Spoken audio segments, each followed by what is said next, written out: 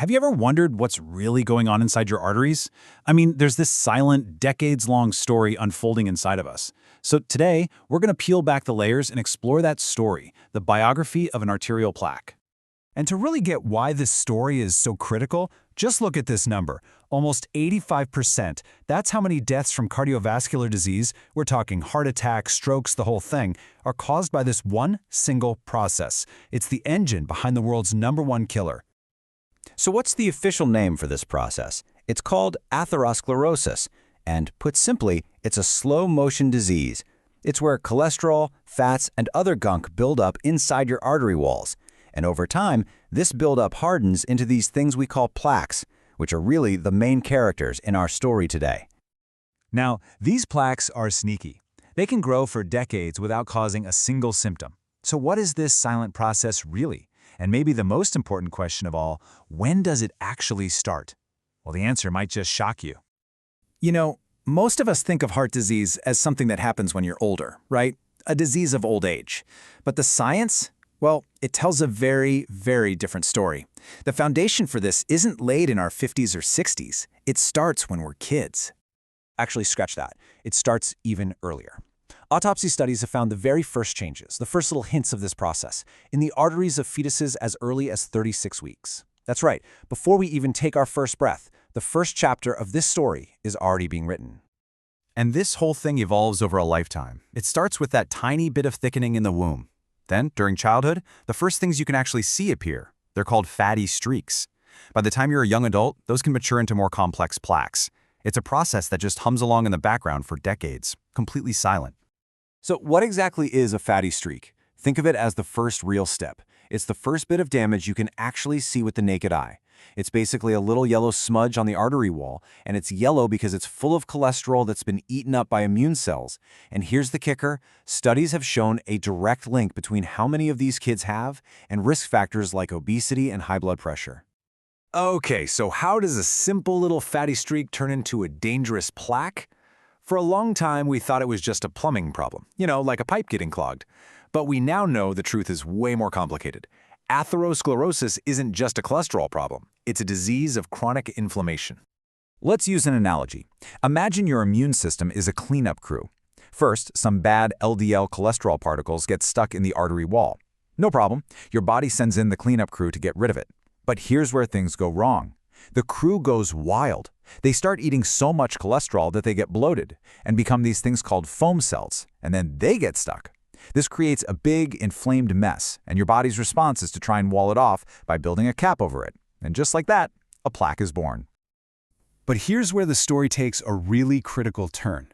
It turns out the total amount of plaque you have isn't even the most important thing. The real danger is the type of plaque. You see, not all plaques are created equal. On one hand, you have what we call stable plaques. Think of these as being well constructed. They have a thick, strong cap, and they're mostly made of dense scar tissue. They can still cause problems, but they're relatively sturdy. And then you have the vulnerable plaques. These are the assassins.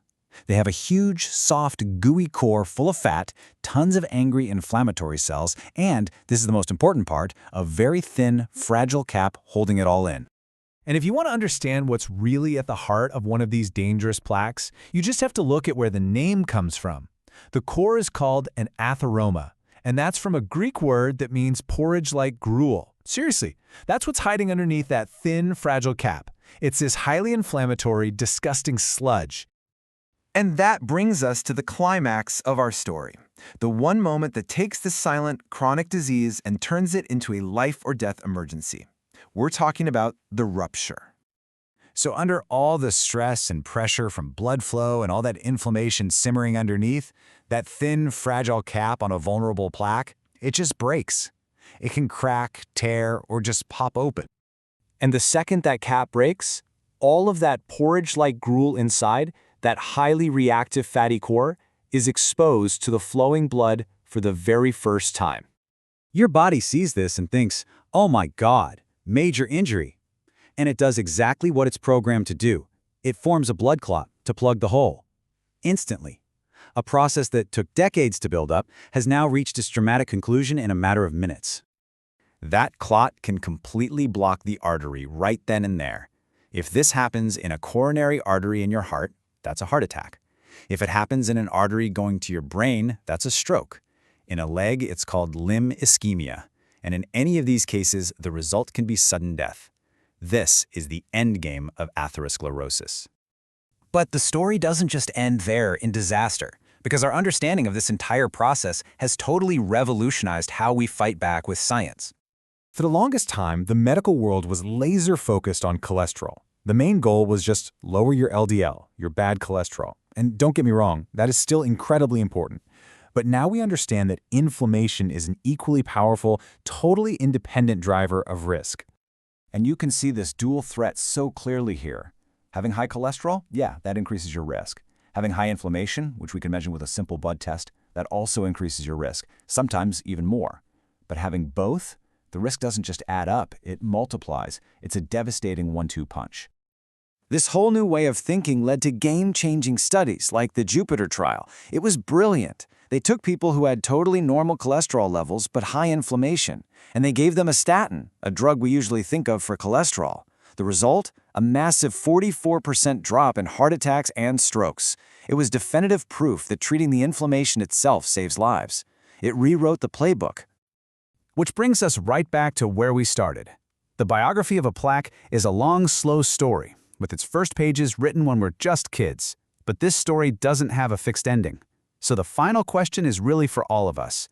Knowing that the story of our arteries begins in childhood, how are we going to rewrite the ending?